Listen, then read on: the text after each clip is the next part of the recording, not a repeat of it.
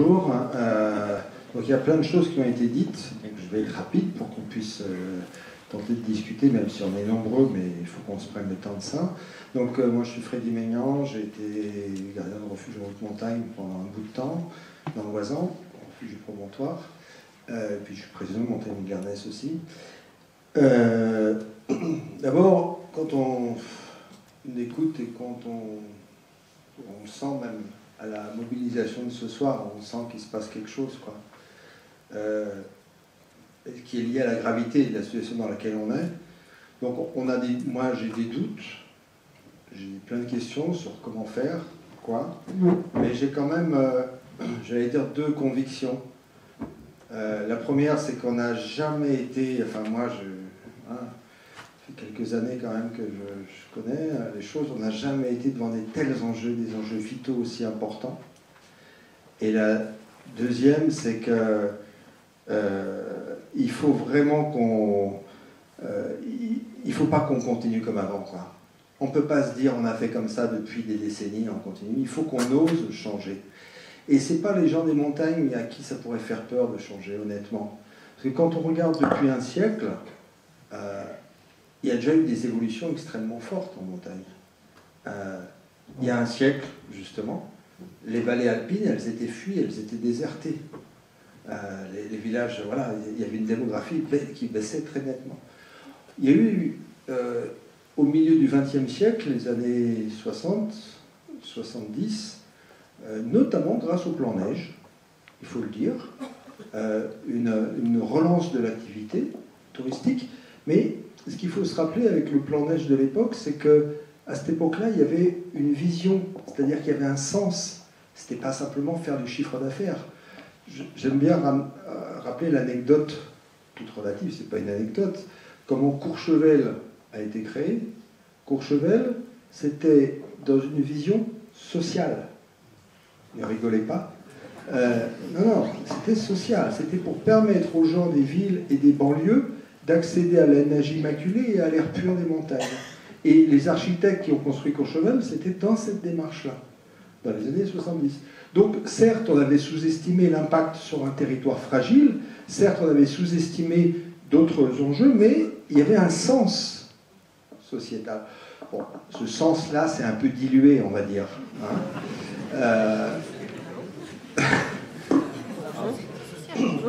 Mais, donc je dis ça parce qu'on sait changer.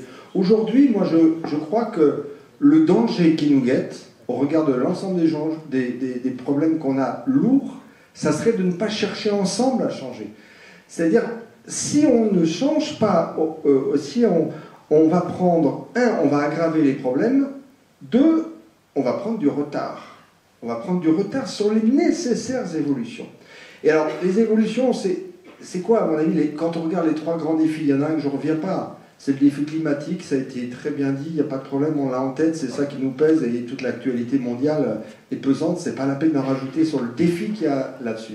Un défi sur la biodiversité, parce que, excusez-moi, nous, les êtres humains, nous sommes des vivants parmi les autres vivants. Nous sommes dans une chaîne du vivant.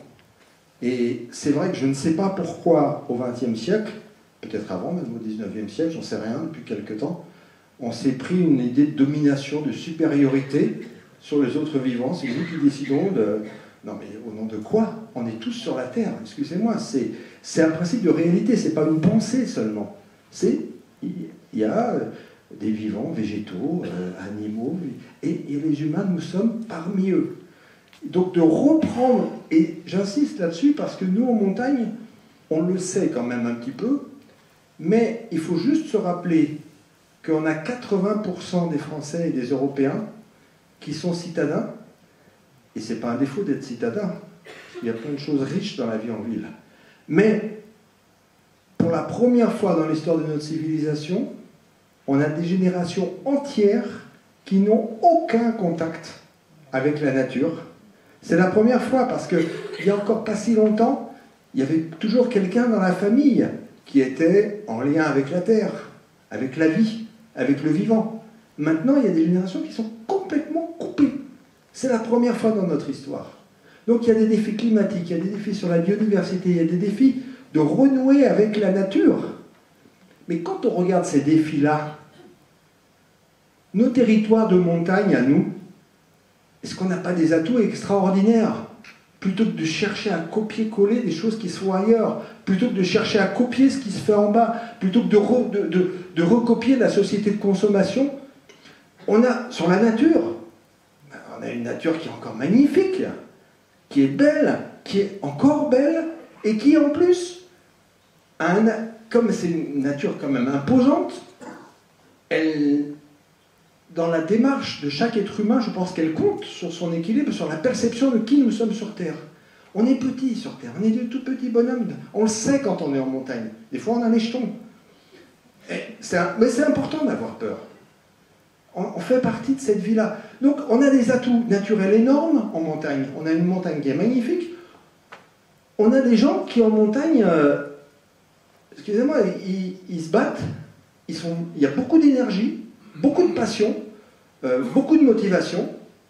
Bref, on a de quoi faire vivre les territoires de façon, avec une transition, avec des changements qui pourraient être des exemples pour plein d'autres territoires en France qui n'ont pas la chance d'avoir cette nature-là et qui n'ont pas la chance aussi d'avoir cette énergie-là qui existe en montagne. Alors, moi je regrette vraiment que parfois on s'enferme, un certain nombre d'élus, un certain nombre de politiques, on s'enferme dans la monoactivité, on s'enferme dans ce qu'on a su faire depuis 50 ou 60 ans. Il faut garder ce qu'on a su faire depuis 50 ou 60 ans, mais surtout ne pas s'y enfermer, quoi. Et il y a moyen, et il y a vraiment moyen de travailler autrement. Alors, et la question qui nous est posée maintenant au regard de l'urgence, c'est pas de s'en remettre à qui que ce soit.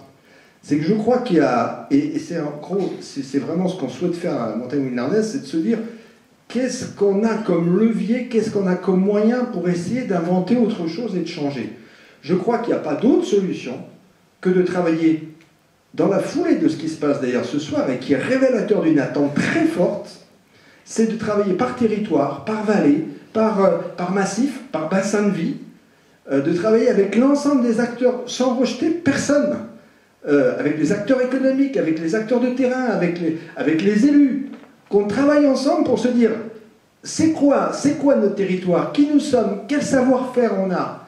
Et ok, on a fait ça depuis 50 ans, mais qu'est-ce qu'on peut faire d'autre? Je prendrai qu'un exemple pour illustrer ça. C'est les questions des investissements pour le tourisme. Aujourd'hui, 90% des investissements publics et privés sont dans l'aménagement lourd. Ok, c'est ce qu'on a fait depuis 70 ans. Mais est-ce qu'on ne pourrait pas se poser la question d'investir autrement? C'est-à-dire, je parlais tout à l'heure de ces jeunes qui ont envie de créer des activités, mais qui ne peuvent pas parce que l'immobilier est trop cher, ou parce que le terrain est trop cher. Voilà. Est-ce qu'il ne faudrait pas réfléchir à ce que les investissements, voire les subventions, ils aident, non pas dans l'aménagement lourd, mais qui aident à la mise en place d'activités durables, permanentes, à la créativité, que ce soit sur le plan artisanal, que ce soit sur le plan agricole, que ce soit sur le plan artistique. Voilà, réfléchir à un territoire, pas un territoire idéal, mais un territoire qui est fait de tous ceux qui y vivent et de tout ce potentiel naturel qu'on a autour de nous. On est dans cette situation-là en 2020 où on doit pouvoir le faire. Et vous voyez, ce changement dont on parle, je crois qu'il est dans la salle. Il est dans la salle, et c'est pas seulement ici. Hein. Je disais en arrivant, on en parlait avec les uns et les autres, j'ai vraiment l'impression qu'il se passe quelque chose, quoi, dans nos territoires de montagne. Des réunions où il y a du monde, des gens qui ont envie de se battre, qui ont envie de se bouger, qui ne savent pas trop comment faire, mais qui ont envie de le faire. J'ai jamais vu autant de monde qui se rassemblait dans la dernière période. Jamais vu autant de monde. Alors maintenant, ce qu'il faut trouver, c'est le moyen de travailler, quoi. Et moi, je crois qu'il faut il faut que territoire par territoire, et j'insiste, pourquoi territoire par territoire? Parce que c'est là qu'on se côtoie, c'est là qu'on travaille ensemble. Parfois, en territoire de montagne, on travaille trop isolé, trop, chacun dans son coin. On est accompagnateur, on est moniteur, on est machin, on est berger, on travaille en silo, on se démerde, chacun.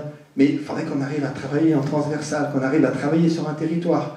Et donc ça suppose de mettre en place des dispositifs de travail, là, maintenant, dans les semaines, partout dans chaque territoire, pour ensemble imaginer ce que ça pourrait être les envies qu'on a. Et alors, à la montagne lyonnaise, on est tellement convaincus que c'est peut-être la seule solution qu'on a proposé pour aider à ce qu'il y ait un échange entre les territoires, qu'on aille vers des états généraux de la montagne, des états généraux de la transition des territoires de montagne. Et on l'a proposé au service de l'État, et ça a été acté avec les régions pour que, en fin 2020, on aille vers des états généraux, et pas des états généraux comme une grande messe qui va régler le problème. Non, un lieu où toutes ces initiatives de territoire, toutes ces dynamiques de territoire puissent se croiser, se retrouver, échanger, et qu'on essaie de faire émerger un autre modèle, plus sobre, ouais, il faut se dire maintenant, il faut qu'on arrive à vivre dans une sobriété, plus respectueux à la fois de la nature et des hommes, et des humains, et une recherche d'harmonie, quoi, de travailler véritablement à une autre vision de ce que pourrait être l'attractivité des territoires de montagne. On a ces atouts-là, on a cette richesse-là. Ne nous enfermons pas dans une monoactivité. Gardons-la encore une fois. Il ne s'agit pas de rejeter ce qu'on sait faire, mais de développer tout ce qu'on n'a pas encore su développer. Et ça, je crois que c'est vraiment l'enjeu de 2020. Voilà, donc, moi, je disais au début, j'ai des doutes et des questions. Ce qui est sûr, c'est que ça, vous avez vu dans le film, il y avait le maire d'Autran, le barbu là, et Thierry Gameau, et pareil, il y a quelques semaines, il y a eu une réunion pareille dans ce village où il y avait beaucoup de monde et une envie de faire, et à la sortie, Thierry Gameau, il m'a dit le vent se lève. Voilà. Donc, c'est une petite note d'optimisme dans un ciel qui est bien noir, mais je crois qu'il y en a besoin, et je crois surtout que c'est possible. Franchement, et que si on ne l'essayait pas, là, on prendrait une sacrée responsabilité.